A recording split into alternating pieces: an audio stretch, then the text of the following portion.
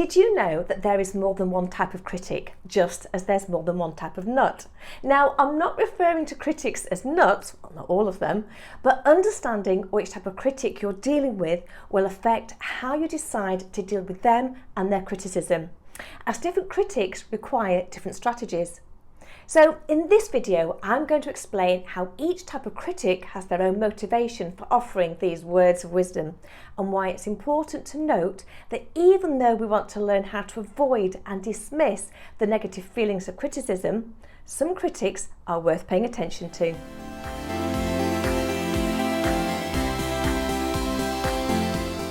If you're new to my channel, I'm Sue Blackhurst and I bring the world of social psychology into everyday language. So if you're fascinated by human behaviour, subscribe to my channel so you don't miss out on my videos that come out every Monday and Thursday. Thank you so much to all of you who have already downloaded my 20-day Overcoming Obstacles and Build Mental Strength training programme, because I'm getting some incredible feedback and success stories and how people are crushing their self-doubt after only a few days. The single biggest obstacle to achieving self-fulfillment and happiness is you, as throughout your life you get programmed to doubt your own abilities.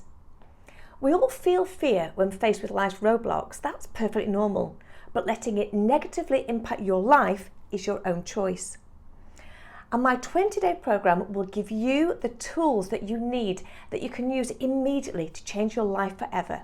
So go to the link in the description box below and download my free book, and then you don't miss out on the opportunity to face life after lockdown with a sense of purpose. And guess what? It costs less than a pizza night in.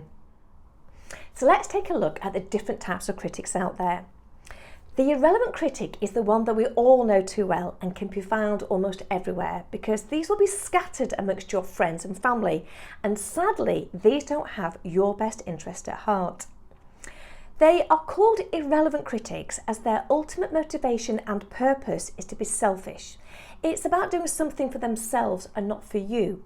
So the best way to view what they have to say is to see it as, well, quite frankly, totally irrelevant in your life.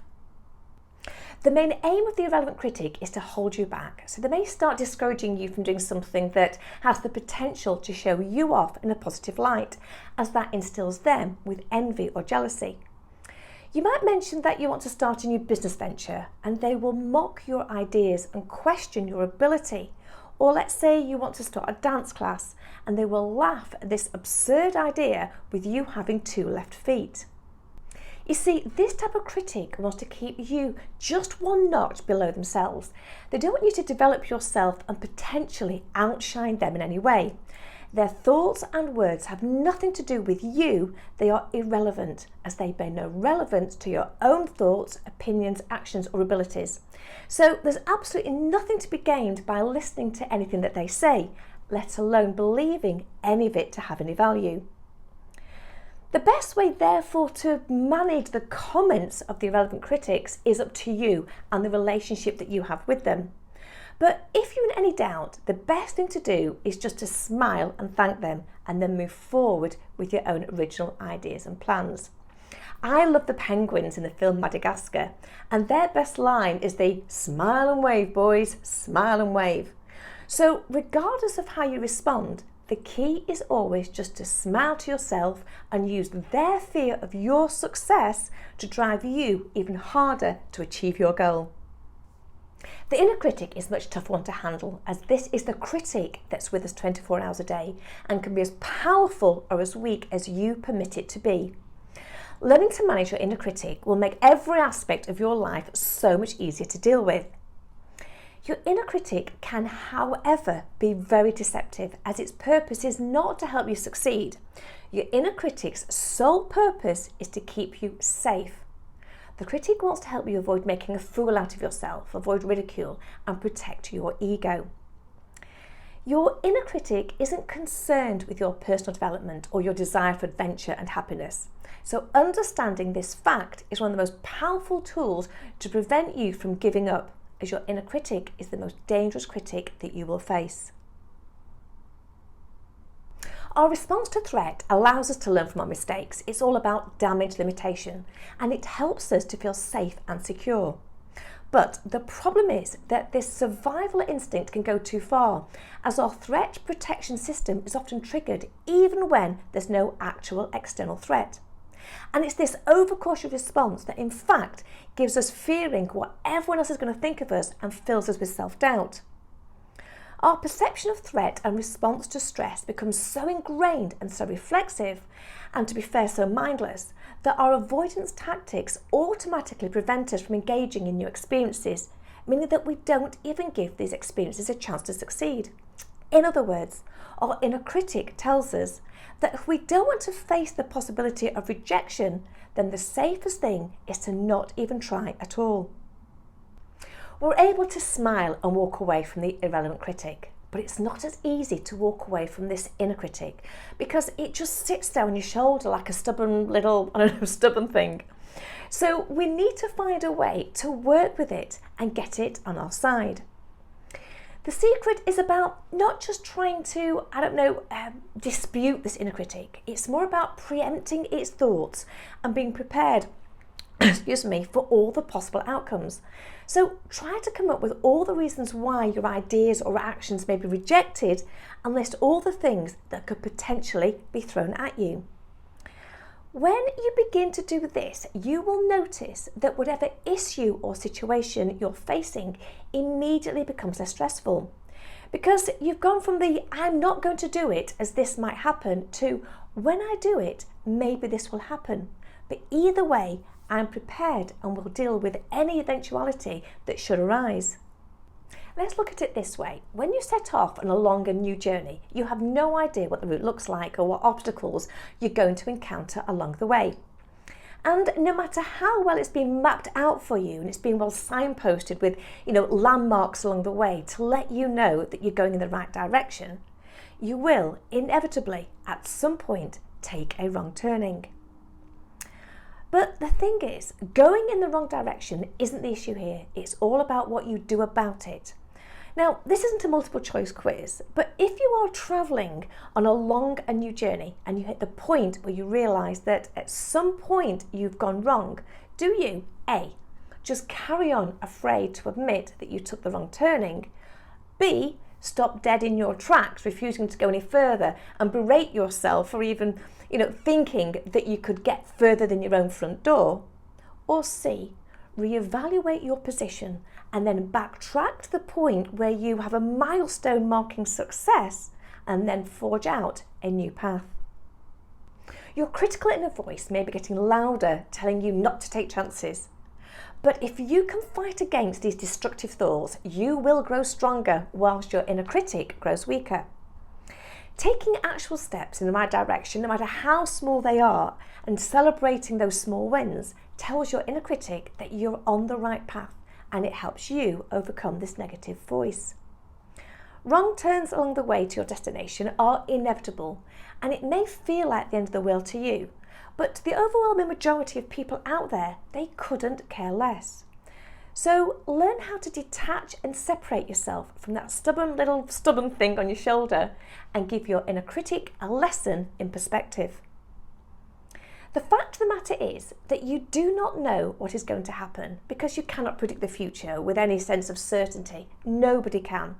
So why waste valuable mental energy on something that more than likely is simply a figment of your own imagination?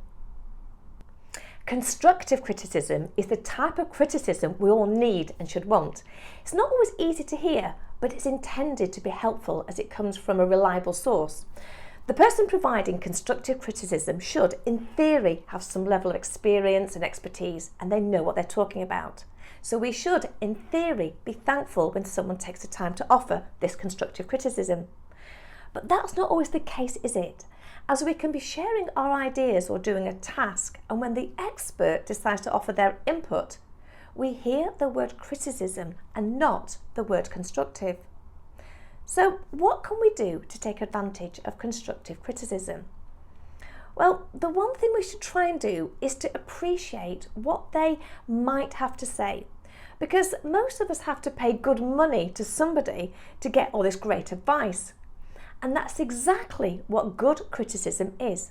It's advice and experience. So if someone's offering it for free, then maybe we should take as much of it as we possibly can. Try and see constructive criticism as free guidance and personal development, because I think it's the wording that's wrong and not the intention, as the word criticism just evokes so much defensiveness as we'd immediately put up the barriers to what we're about to hear.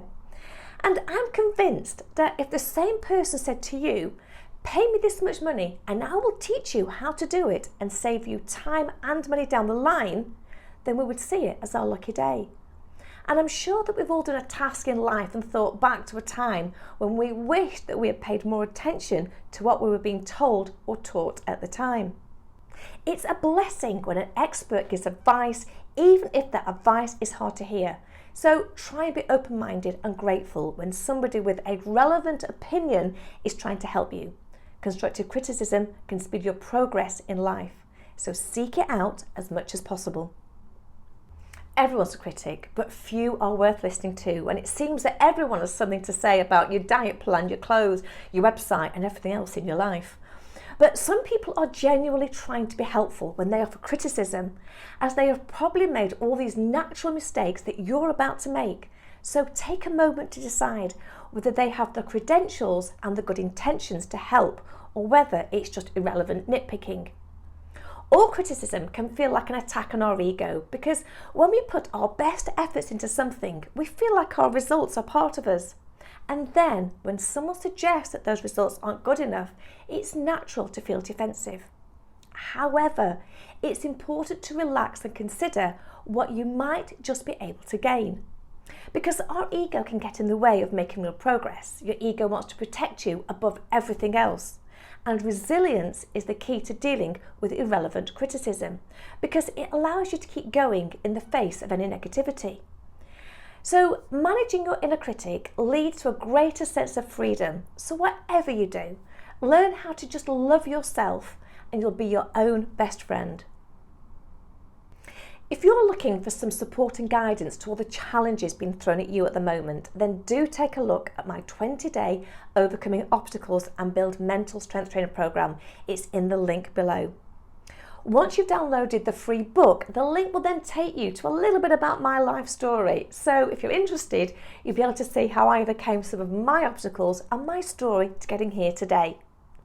Thank you so much again for watching. Don't forget to like the video, give me your comments in the comments box, and don't forget to share the video as well. Thank you so much again, and I will see you next time.